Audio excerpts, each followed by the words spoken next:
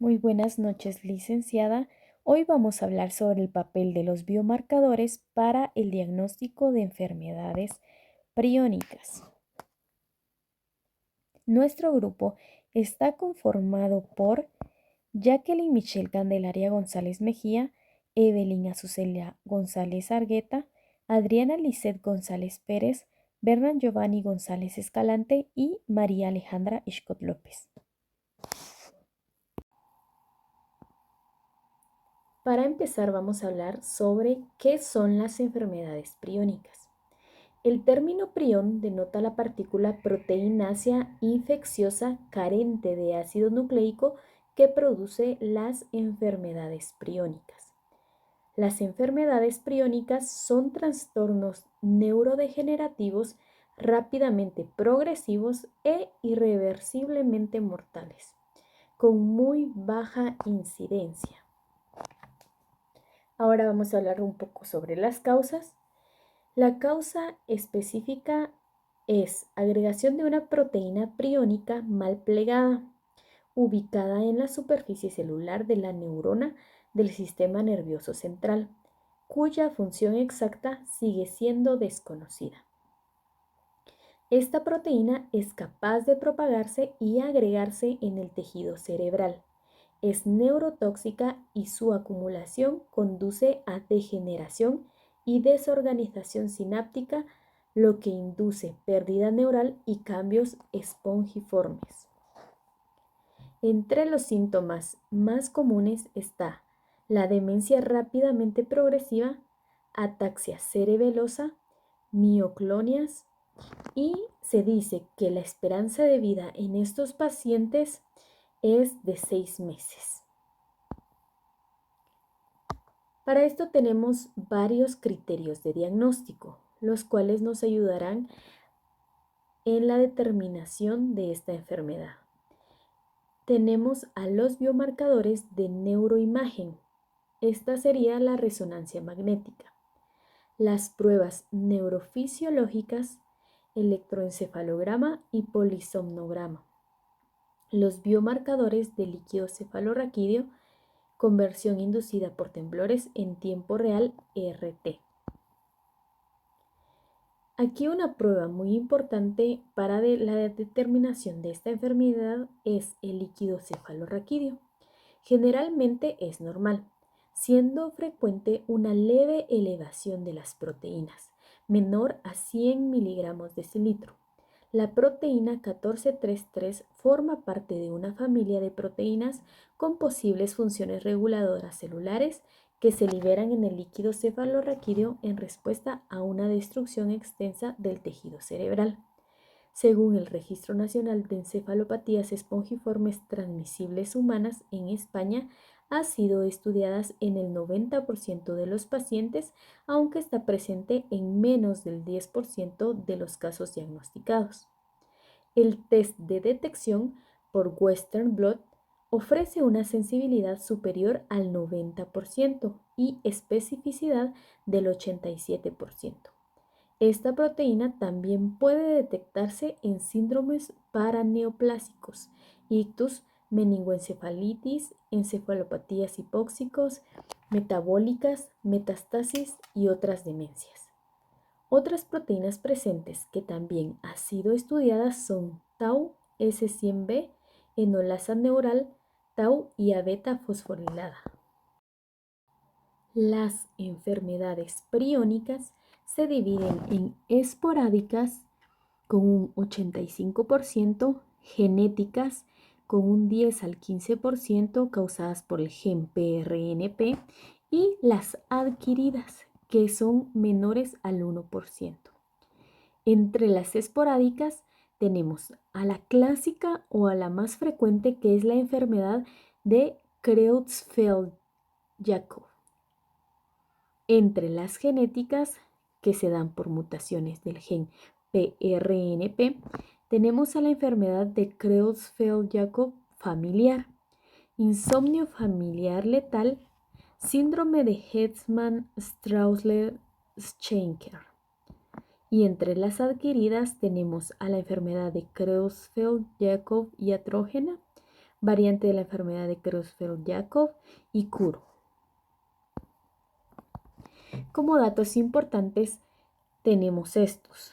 Como bien sabemos, la clásica o la más conocida es la enfermedad de Creutzfeldt-Jakob. La PRNP es el gen que codifica la proteína priónica. La PRP, forma celular normal de la proteína priónica. Y la enfermedad de Creutzfeldt-Jakob es una rara encefalopatía que causa alteraciones del sueño, cambios de personalidad, ataxia, afasia, pérdida de visión y demencia progresiva hasta la muerte. El 1% de esta enfermedad transmitida iatrogénica se da por inoculación accidental de priones. Entre ellos se encuentra el uso de la hormona de crecimiento, trasplantes corneales e injertos de dura madre contaminados. La enfermedad de Creutzfeldt-Jakob presenta una incidencia mayor en varones con una supervivencia de unos 5 meses, siendo discretamente más elevada en mujeres. Por lo general, la aparición de la forma clásica es entre los 57 y los 62 años. El diagnóstico definitivo solo puede realizarse post-mortem tras la necropsia. El diagnóstico de presunción se fundamenta en clínica y en pruebas de laboratorio. En un artículo muy importante que podemos encontrar, nos habla sobre la nueva variante de la enfermedad de Creutzfeldt-Jakob. Aparece en pacientes jóvenes de edad media de 28 años que presenta homocigosis para el codón 129 de la PRNP18. Se transmite por la ingesta de carne bovina procedente de ganado enfermo con encefalopatía espongiforme bovina. Su evolución es letal. En un periodo de 6 a 24 meses se inicia con clínica psiquiátrica, ansiedad, depresión e incluso psicosis, seguida por parestesias difusas en cara, miembros superiores e inferiores y en algunos casos todo el hemicuerpo.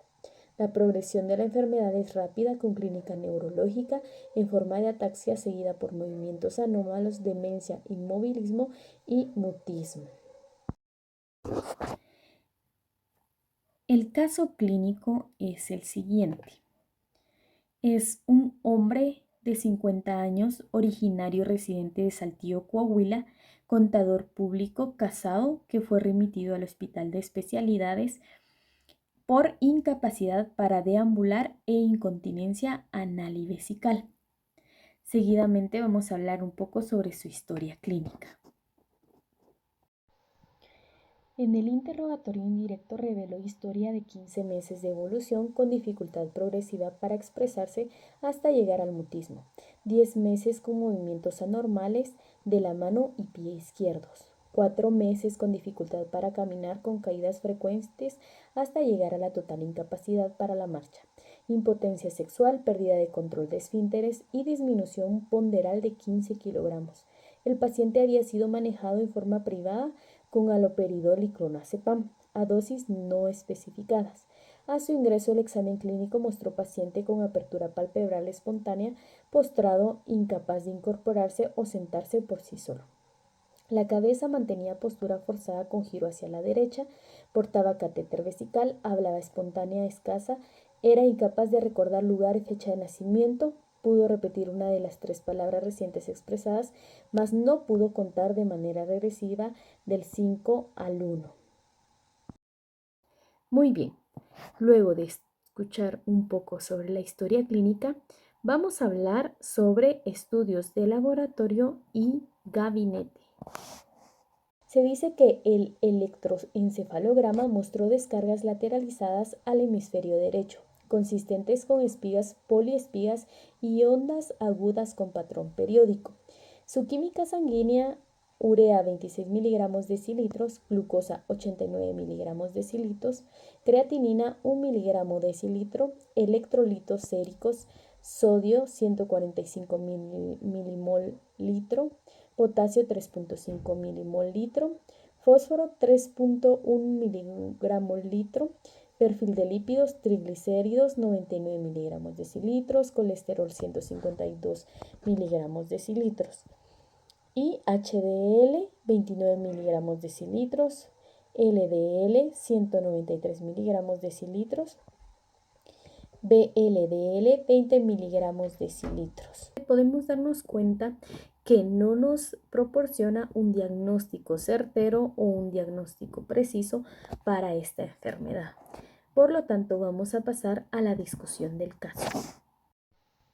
La enfermedad de Creutzfeldt-Jakob es una patología poco frecuente, pero aún así constituye la encefalopatía espongiforme transmisible más común en humanos.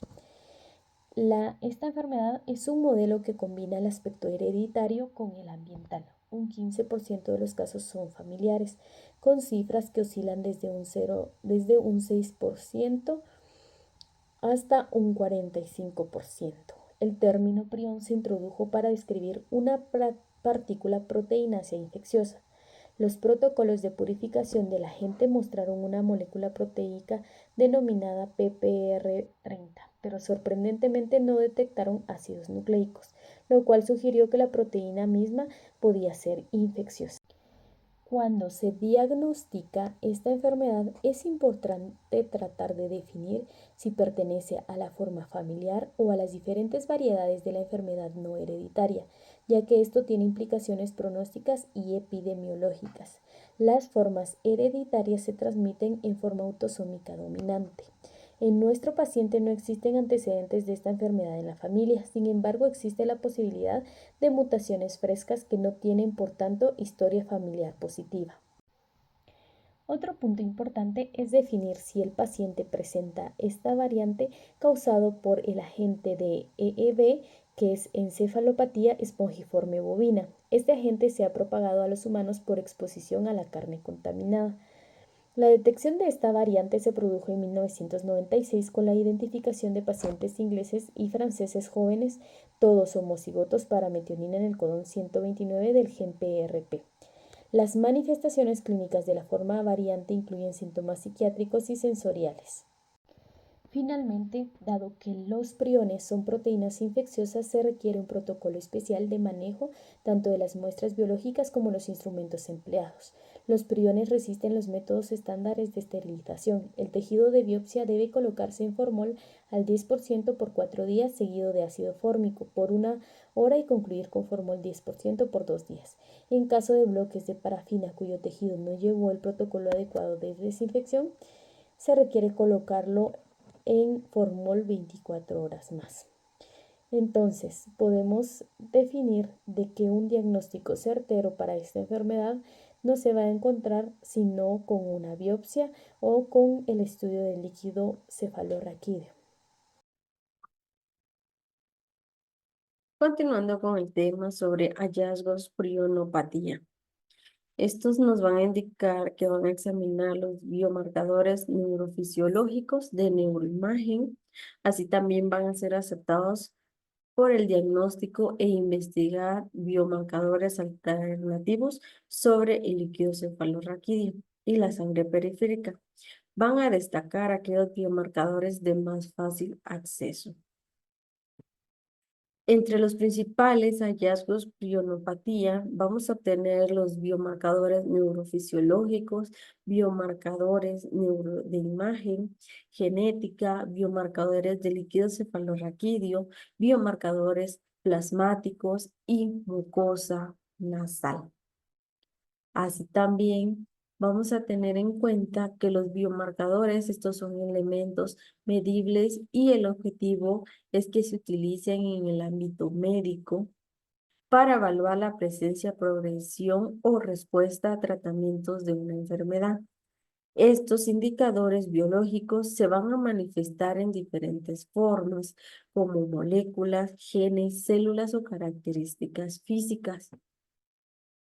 Así también los biomarcadores neurofisiológicos, podemos encontrar el electroencefalograma, que estos son complejos periódicos de ondas agudas, los cuales son generalizados o lateralizados. Las PSWC van a estar a desaparecer durante el sueño y pueden atenuarse con algunos fármacos. también como psicotrópicos, que ésta debe de tener y va a tener una sensibilidad del 65% y una especificidad del 90%. Las ventajas de él mismo es el EEG. Esta va a ser una técnica económica, accesible y segura. Está disponible en la mayoría de los centros de atención a los pacientes. En las limitaciones, el rendimiento diagnóstico del EEG mejora en el curso clínico de la enfermedad. Es un biomarcador que se va a relacionar principalmente en las fases sintomáticas tardías. Cuando hablamos de la polisomnografía, o también conocida como PSG, en los casos de insomnio fatal familiar o esporádicos, la demostración de una reducción temprana y progresiva, este va a ser el tiempo total del sueño y la fragmentación del sueño y periodos de subvigilia interrumpidos por breves episodios del sueño, lo que va a provocar de que nuestro paciente no pueda descansar completamente ni las horas adecuadas y por el tiempo muy corto que va a descansar le va a presentar problemas. En el caso del EIJG, las anomalías del sueño no van a ser reconocidas como criterios diagnósticos, aunque es común detectarse en pérdidas normal del EEG del sueño. Esto refiere a trastornos respiratorios durante el sueño. En las ventajas, esta va a ser una técnica invasiva con alto rendimiento diagnóstico para el insomnio fatal, tanto esporádico como familiar. Las limitaciones que va a presentar no es universalmente accesible ni útil para el diagnóstico diferencial de las causas más frecuentes de demencias neurodegenerativas rápidamente, así también las progresivas, aparte del insomnio mortal.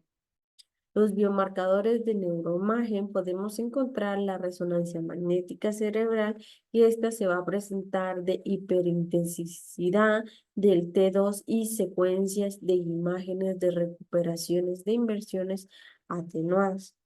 Así también por líquido como la restricción de la difusión en al menos dos corticales, regiones o difusiones restringidas predominantes en el núcleo caudal. Y también podemos encontrar las ventajas de la neuroimagen. Esta va a ser una estructura de una prueba obligatoria para el diagnóstico diferencial del deterioro cognitivo en el caso de presentación, demencia rápidamente progresiva. La evolución por RM va a ser crucial.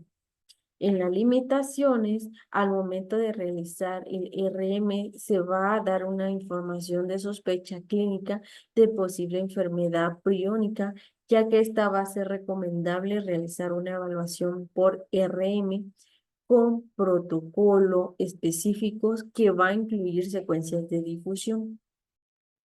La tomografía por emisión de positrones con fluoro desoxiglucosa o PET-FDG.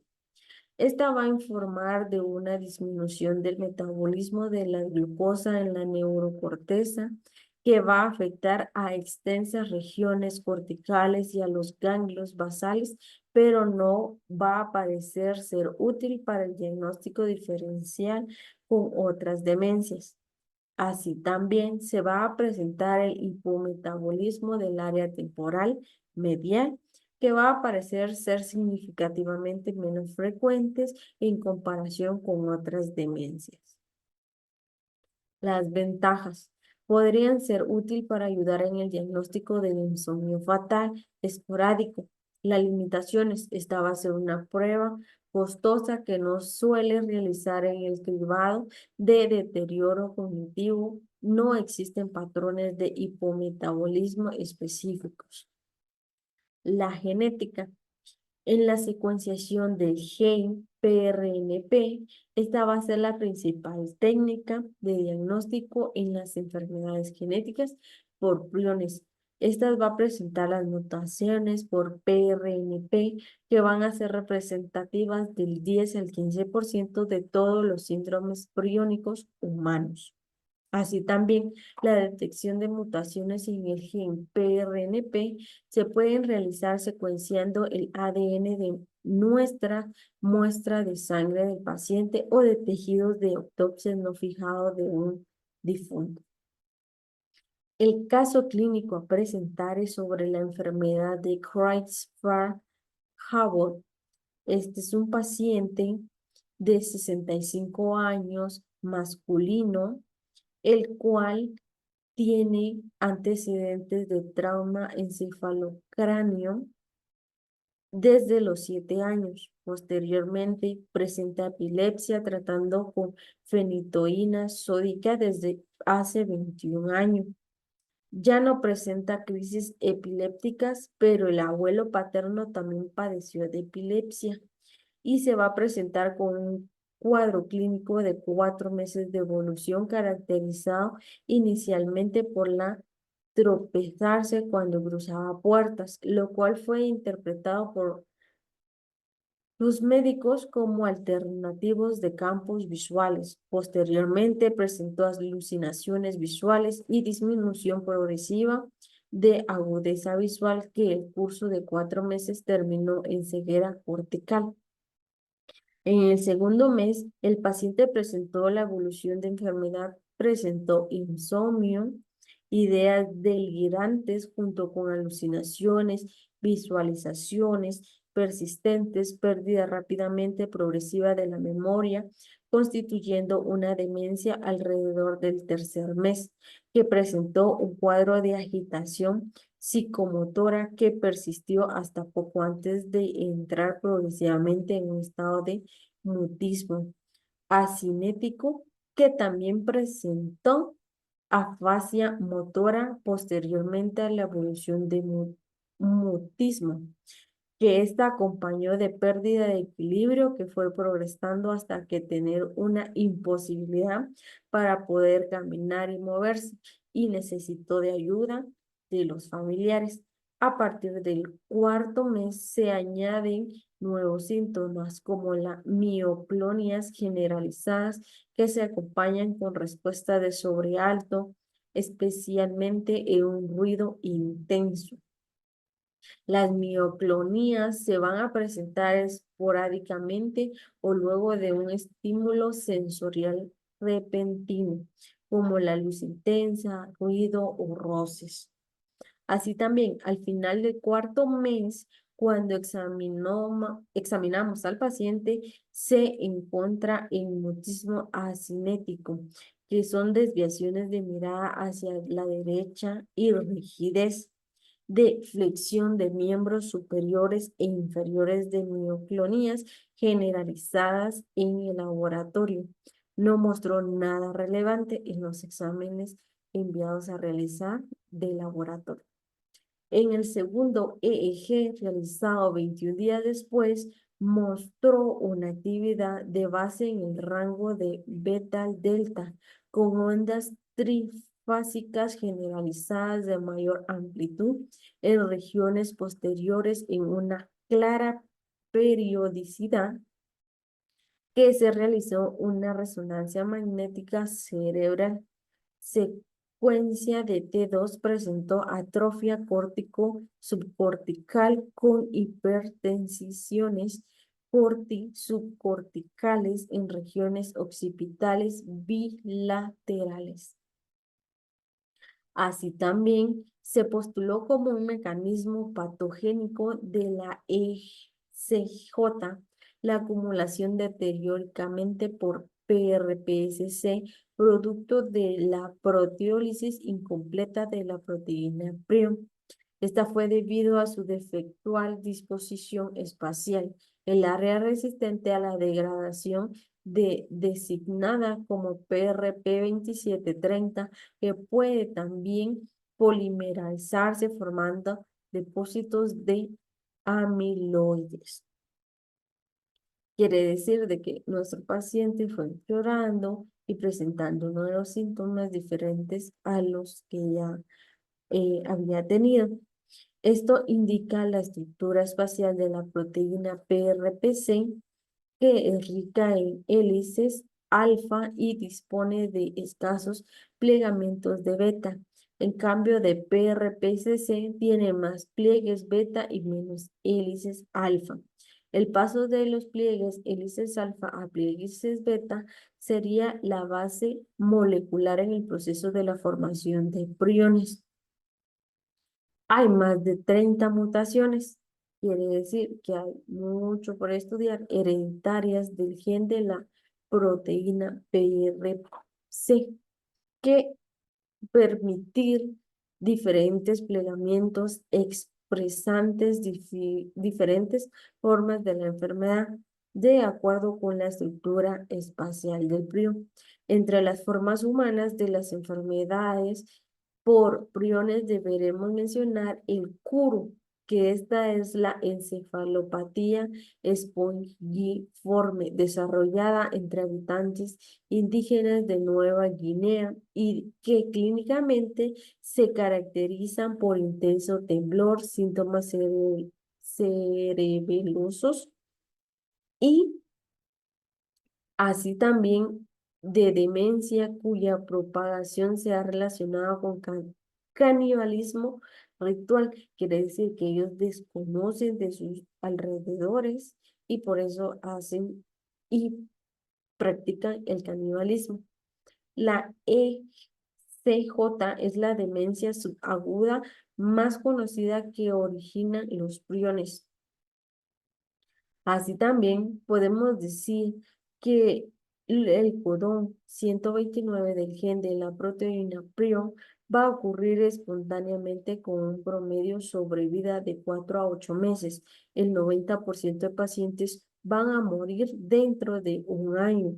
Aparece entre 55 y 75 años con un promedio de 61 años, cerca del 15% de las enfermedades humanas. Y podemos decir que en resumen, estas van a incluir enfermedades como la enfermedad de Creutzfeldt-Jakob en humanos, también las Scrappy en ovejas y las encefalopatías espongiforme bovina, que son enfermedades de la vaca loca en ganado. Las características principales que se van a utilizar y van a presentar en las enfermedades de priónicas van a ser cuatro. La transmisibilidad. Pueden transmitirse a través de la ingesta de tejidos infectados, transfusiones de sangre y procedimientos médicos contaminados. Dos, resistencia. Son extremadamente resistentes a métodos convencionales de desinfección y esterilización. Tres, progresión lenta pero fatal. La acumulación de priones en el cerebro causa daño neuronal progresivo, llevando a síntomas neurológicos graves y eventualmente a la muerte. Así también no existe cura. Actualmente no existe ningún tratamiento efectivo para las enfermedades priónicas, lo que subraya la necesidad de seguir investigando sobre mecanismos de plegamentos proteicos y desarrollar terapias potenciales. Podemos decir que los priones van a ser representantes de una clase única y desafiantes de agentes infecciosos, así también cuyas características de efectos devastadores subrayan la importancia de la investigación continua en el campo para entender mejor la biología y desarrollar estrategias para su control y tratamiento.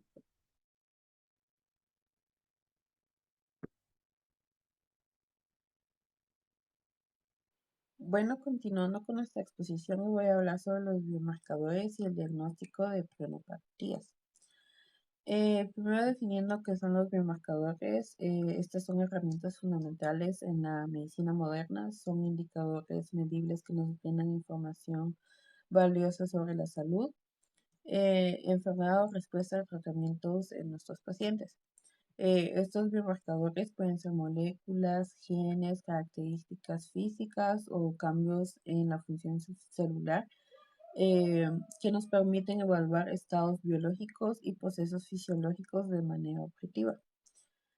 Su uso abarca una amplia gama de áreas, desde la detección temprana de enfermedades hasta el seguimiento en la progresión de una enfermedad o la eficacia de un tratamiento. En resumen, los biomarcadores son herramientas clave que nos ayudan a comprender mejor la biología de la enfermedad y a personalizar el cuidado de los pacientes. Eh, ¿Y qué son las prenopatías? Incluyen enfermedades como la enfermedad de Creutzfeldt-Jakob, conocida como CGD o EGC, y el insomnio familiar fatal. Estas enfermedades son causadas por proteínas priónicas mal plegadas y son siempre fatales. Un diagnóstico preciso y temprano es esencial para su manejo. Em, Para entender un poquito más, definamos qué es la enfermedad de Creutzfeldt-Jakob o conocida también como CGD, la cual es una enfermedad, más que todo es un trastorno cerebral degenerativo que conduce a la demencia y la muerte. La enfermedad de Creutzfeldt-Jakob puede aparecer espontáneamente, ser hereditaria o ser transmitida por el contacto con el tejido infectado. Por ejemplo, durante un trasplante o al comer carne contaminada. La enfermedad causa cambios en la personalidad, ansiedad, depresión y pérdida de la memoria al cabo de pocos meses.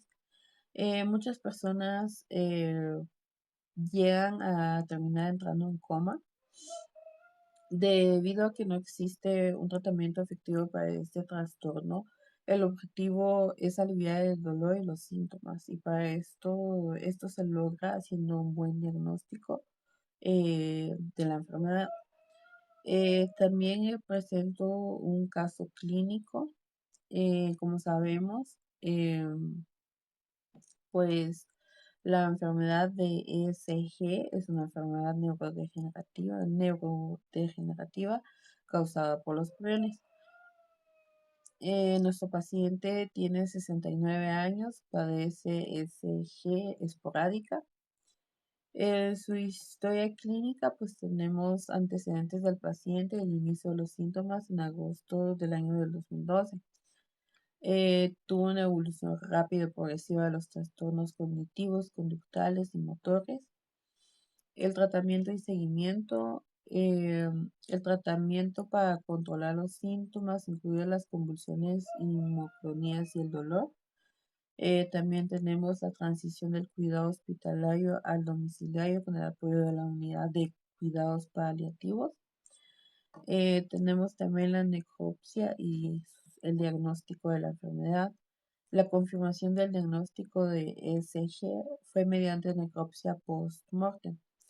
Se destaca también la importancia del diagnóstico definitivo para comprender y poder manejar la enfermedad.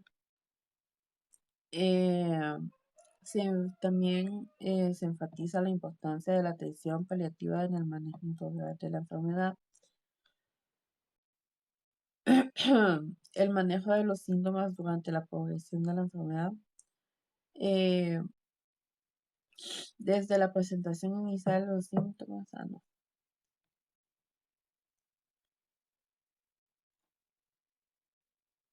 Luego tenemos al gen PRNP y el polimorfismo del codón 129.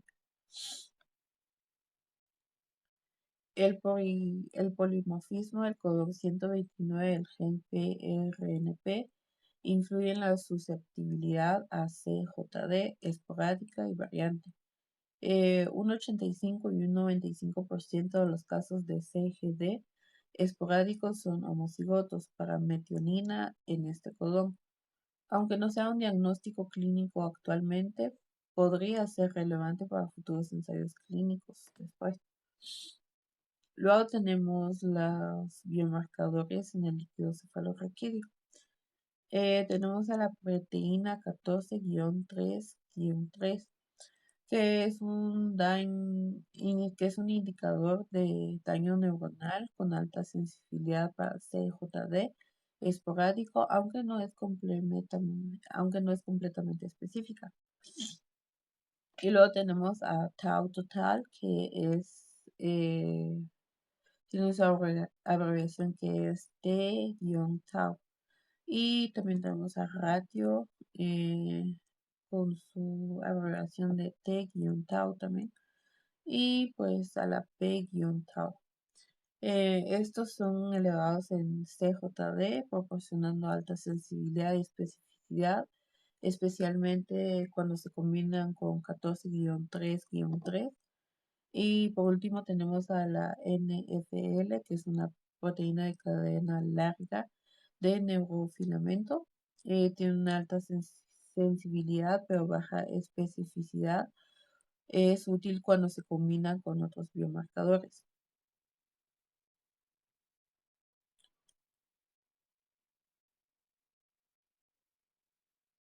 Seguidamente tenemos otros biomarcadores y combinaciones. Tenemos que los otros biomarcadores, entre ellas tenemos a la alfa-sincloína, que tiene una alta sensibilidad y especificidad. Luego tenemos a la neugranina, que es útil en etapas tempranas.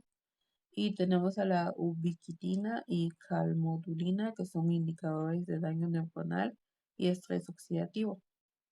Entre la combinación de biomarcadores tenemos la mejora de la precisión diagnóstica, especialmente combinando la T-tau y la 14-3-3 y otros biomarcadores. Así como recalca aquí, pues entre una buena combinación, pues mejores resultados llegamos a obtener. Luego tenemos la sensibilidad de los biomarcadores, en el cual podemos ver en este gráfico donde se destacan las diferencias en la eficacia de varios biomarcadores en la detección de distintas enfermedades crónicas. Eh, en este gráfico se indica que la IRM y los biomarcadores del líquido cefalorraquídeo, como la proteína 14-3-3 y T-tau, son especialmente útiles para SCGD y SGD, mientras que su utilidad varía considerablemente para otras enfermedades crónicas. Más que todo, lo que traté de explicar es que el uso combinado de múltiples biomarcadores es crucial para un diagnóstico preciso de las cronopatías. Una investigación continua es clave para mejorar estos métodos, para poder dar un mejor tratamiento, un diagnóstico más asertivo para nuestros pacientes. Muchas gracias.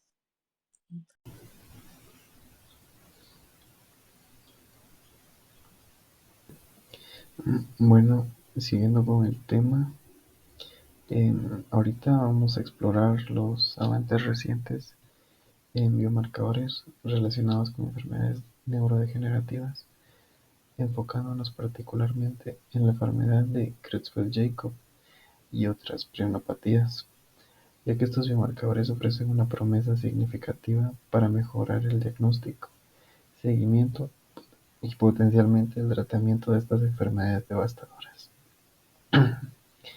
Así que iniciamos con los marcadores del estrés oxidativo, ya que uno de los biomarcadores emergentes es la malato deshidrogenasa 1 mitocondrial, abreviado MDH1, la cual ha mostrado una alta sensibilidad, siendo esta del 97.5% y una especificidad también alta del 95.6%. En el diagnóstico de ESG, los estudios preliminares, aunque realizados en muestras pequeñas o heterogéneas, sugieren una correlación positiva entre los niveles de MDH1 y otros biomarcadores bien establecidos como T-tau y la proteína 14-3.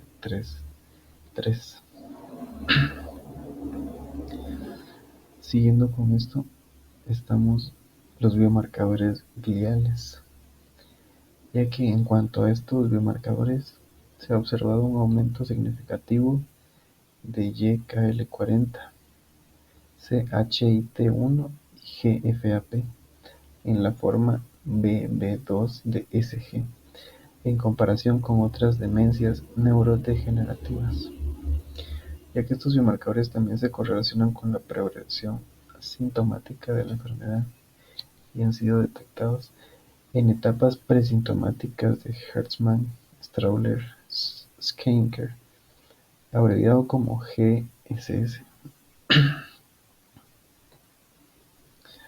Ahora toca hablar sobre las proteínas priónicas en el líquido cefalorraquídeo o LCR, como se le denomina. El PRP total. Los niveles de PRP total en el LCR tienden a reducirse en pacientes con enfermedades priónicas. Esto es debido posiblemente al secuestro de la proteína en agregados cerebrales.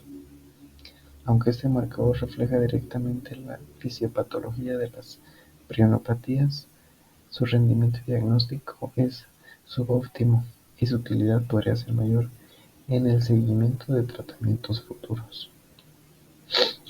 También encontramos lo que es el RTQ, el RTQUIC, ya que la conversión inducida por temblores en el tiempo real es un ensayo ultrasensible que detecta la proteína priónica patológica, PRPSC. Desde 2018, RTQLC se ha incorporado en los criterios diagnósticos de SJ debido a su alta sensibilidad. Esta está entre los rangos del 80 al 96% y su especificidad entre los rangos del 99 al 100%. No obstante, su sensibilidad varía según el subtipo de SG, siendo menor en la forma más común MM1 y en otras variantes genéticas. Así también observamos a los biomarcadores plasmáticos. Uno de ellos tal cual es NFL. Los niveles elevados de NFL en plasma son un indicador robusto de SG, diferenciando significativamente de otras demencias neurodegenerativas, ya que un estudio demuestra que el NFL plasmático tiene una sensibilidad del 100% y una especificidad del 85.5% en el diagnóstico de prionopatías.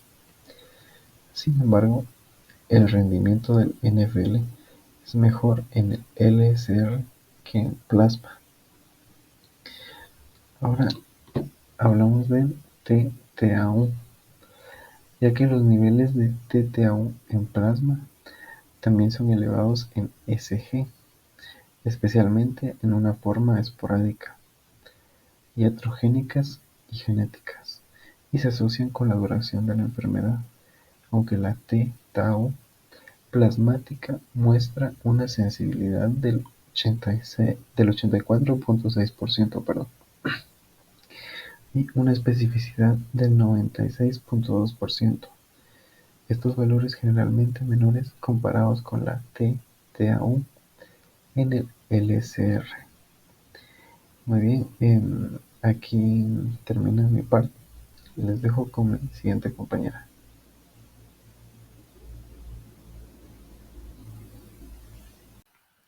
Bueno, pues siguiendo con el tema, está lo que es la YKL40, que se han detectado niveles elevados de YKL40 en plasma en diferentes formas esporádicas y genéticas de prionopatías en comparación con lo que son los controles que se detectan en niveles más altos en etapas posteriores a lo que es la enfermedad.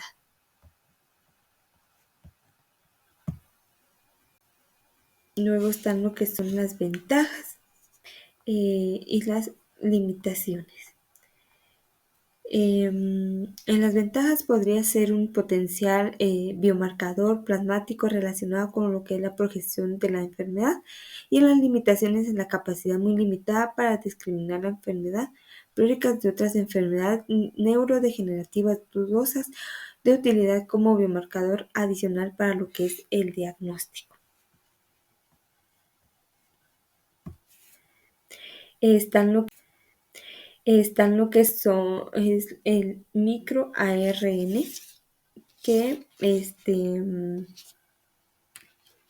pues es el perfil de microARN en sangre que se ha sugerido con una prueba complementaria a utilizar, junto con lo que son los biomarcadores de neurodegeneración plasmáticas en un estudio con un tamaño de muestra pequeña que ha demostrado una expresión de microARN diferente a la SJS en comparación no solo con los controles, sino también con la que es la EA, que SJS significa enfermedad de Creutzfeldt-Jakob.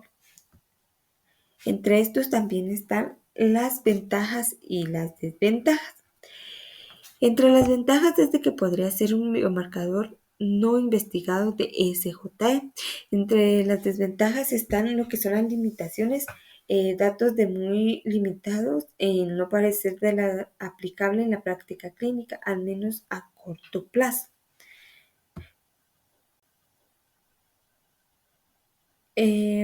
Luego están lo que son las proteínas priónicas, que su abreviación es TPRP. Que es con la pérdida de la seguridad de la pH en una especie de que las células endoteliales moribundas del sistema cardiovascular y capilar. Incrementan lo que es incrementan lo que es especialmente las neuronas moribundas que pueden liberar PRP al sistema circulatorio sanguíneo. Se han informado niveles que son elevados de TPRP al plasma en SJ esporádica genética y que sean variables. El aumento de la TPRP en plasma no es específico de las enfermedades priónicas porque también se ha informado en otras afecciones como EA, FTD o LBD. Luego vienen lo que son las ventajas. Que en estas las ventajas, pues es posible evaluar este biomarcador en un líquido accesible, por lo que no se requiere técnicamente de invasivas, que el aumento de TPRP en plasma NSG esporádica que sea adquirida o genérica pueda decretarse desde etapas y no varía entre las etapas de la enfermedad. Entre las limitaciones tenemos lo que es que no es específico para el diagnóstico de SJE y no tenemos información sobre lo que es la priopatía, es menos previamente entre los marcadores pertenece a esta relación con la neurodegeneración. Luego tenemos lo que es la mucosa nasal, que la RTQLC realizada con la mucosa obtenida mediante el cepillo nasal, técnicamente menos invasiva en comparación con lo que es la punción lumbar, que ha demostrado una precisión diagnóstica que es muy alta según los datos preliminares, con una sensibilidad que es del 97% y una especificidad del 100%, que es mejor que en rendimiento con la comparación del RT-ULC. Luego están las ventajas y desventajas de este mismo. La obtención de una muestra de la mucosa nasal sería la más segura. Lo mejor tolerada por los pacientes que la punción lumbar. Si se confían en los datos preliminares, podría ser potencialmente reemplazar al líquido cefalorraquídeo como muestra de RTQLC, que permite una mejor confianza al diagnóstico en aquellos sujetos con alta sospecha de enfermedad crónica. Entre las limitaciones está solo que se disponen los datos preliminares que no permiten evaluar la aplicabilidad clínica. RTQLC, estas están en inglés, pero lo que significa en español es conservación inducida por los temblores en lo que es el tiempo real. Luego, pues sigue lo que son las direcciones futuras, que es la combinación de neuroimágenes, resonancia magnética estructural de RTQLC en el líquido cefalorraquídeo. Para lo que es la proteína priónica TTAU, que en relación a la TAU o PTAU, que esta es una proteína tau, y la proteína que es 1433, que parece ser la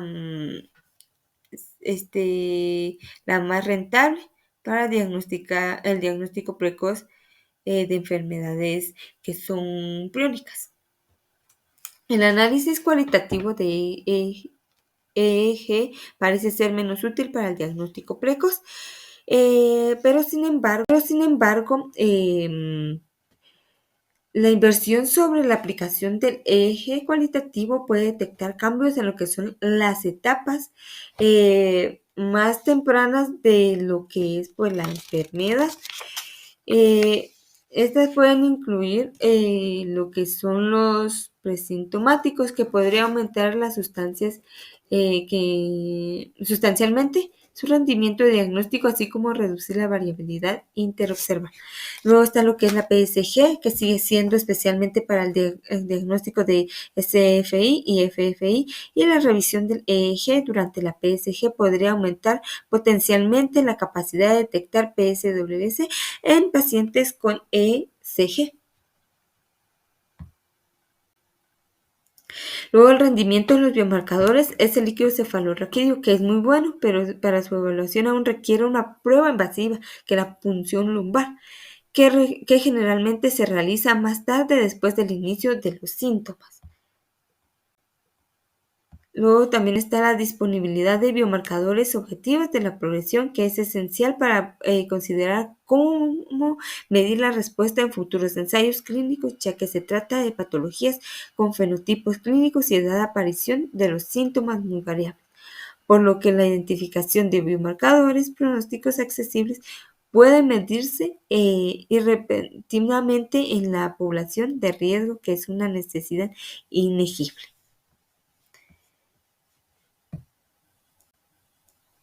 Luego están lo que son las conclusiones. Pues en el diagnóstico precoz y preciso de las enfermedades crónicas con un curso que es clínicamente progresivo y sin modificación de tratamiento en lo que es el fundamento. Entre los biomarcadores,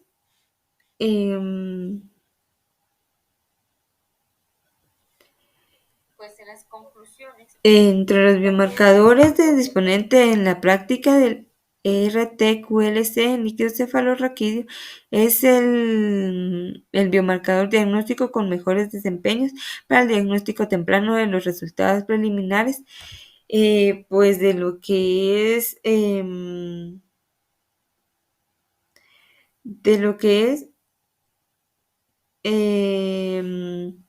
la misma técnica del diagnóstico temprano. Los resultados preliminares de la técnica de otros tejidos, como la mucosa nasal, también son muy pues prometedores. En el momento no parece que los biomarcadores plasmáticos se apliquen en el diagnóstico de enfermedades priónicas, debido a que es inferior el rendimiento de los biomarcadores que son estudiados en sangre en comparación con el líquido cefalorraquídeo para la discriminación de enfermedades que son priónicas de otras enfermedades neurodegenerativas. Luego, a continuación está lo que es un caso clínico, que es de demencias rápidamente progresivas, secundarias a priones, a propósito de un caso. Pues aquí podemos observar de que es un paciente pues masculino de 66 años, inducido de tercer nivel. Pues en este caso, los antecedentes pues son patológicos de importancia de hipertensión arterial, de 5 años de evolución, tratada con andopilina una vez al día, de 160 miligramos o ya sea de 5 miligramos. Desde hace 3 meses pues se ha tomado torno apático, irritable, grita con frecuencia y es extremadamente meticuloso con el orden. Hace un mes la familia notó su dificultad de expresión de ideas y de comprensión de lo que se le dice. Al ingresar al hospital, afebril hemodinámicamente estable, alerta no hubo signos de meningeos, pupilas hiporreactivas, a la luz, sin focalidad motora, reflejos de Babinski, pues estos reflejos eran normales. Luego estaba lo que es el lenguaje, que estaba parafasia literal y vertebrales que llegan a lo que es la gerfasia. Mantienen una línea de método en lo que es la voz y no copia las frases escritas solicitadas por un examinador, ni escribe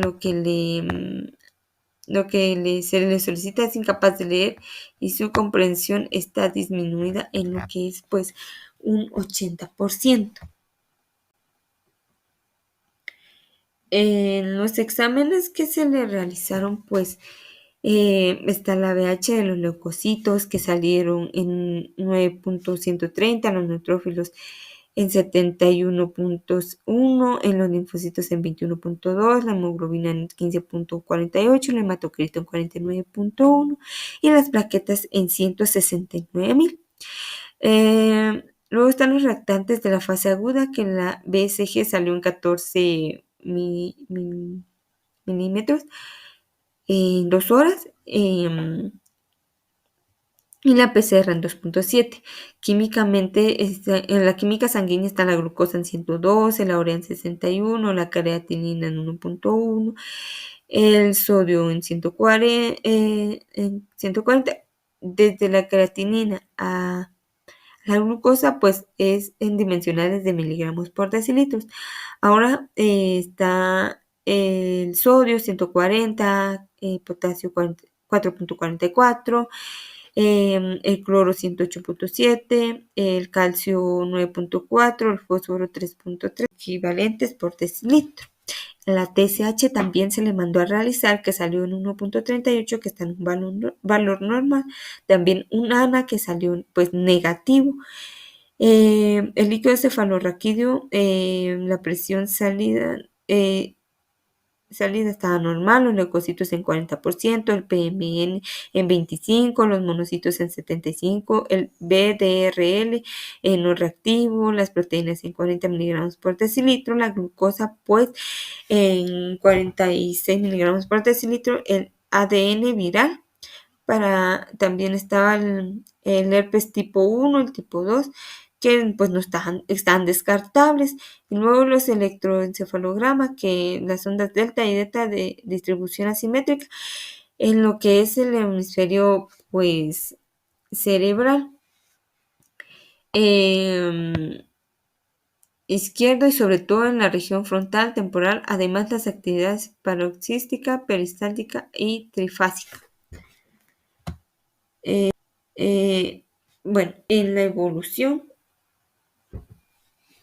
pues estaba mala respuesta terapéutica en 25 días de alteración, el lenguaje era progresivo, amutismo, se añade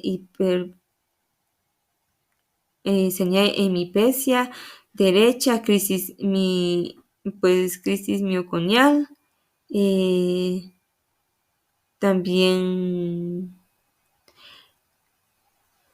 del medio superior derecho, ataxia troncal con incapacidad para para caminar y disfagia a sólidos líquidos. Se realiza nuevamente el IMR con acentuación de las lesiones antes descritas y se deteriora del estado de alerta. Alza térmica, choque hiperdinámico y afección renal. En pocas horas ocurre la falta de respiración, paro cardíaco y lo que es también el fallecimiento. A las 48 horas postermen llegan los siguientes resultados de la PCR,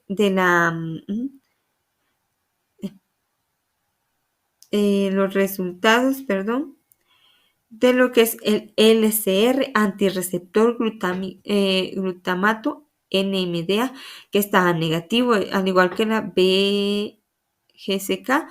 La proteína 1433, pues esta estaba positiva. Este tenía un valor de 3.751, que esto diagnostica lo que es la encefalopatía subaguda con demencia rápida progresiva secundaria a lo que son los priones. Pues esta es una enfermedad de Creutzfeldt-Jakob que se abrevia como CJD. Pues presentó demencia subaguda. El diagnóstico diferencial se realizó según las manifestaciones clínicas caracterizadas. Fueron vasculitis metabólica, especialmente encefalopatía urémica, encefalopatía hepática, etc. Autoinmunitaria, también estaba la encefalopatía de Hashimoto, perdón, la encefalopatía asociada a la anti-BGKC y NMDA. Está la paraneoplasia, la neurodegeneración, que está entre estos está la CJD, entre otras causas por los priones, dimensiones por cuerpos de Lewy, angiopatías cerebral, perdón, que también eran amiloides, degeneración córtico-basal y la demencia mitocondrial. Pues esto es todo y muchas gracias por su atención.